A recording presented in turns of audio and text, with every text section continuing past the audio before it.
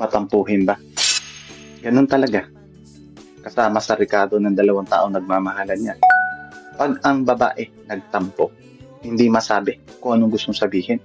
Sa tingin mo, pag nilamboy at sinuyo mo, lalambot ang puso niya?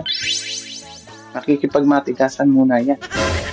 Isipin mo, nag-overthink yan. Kung ano-anong pinag-iisip niya. Tapos palulusutin ka lang ng basta-basta. Hindi.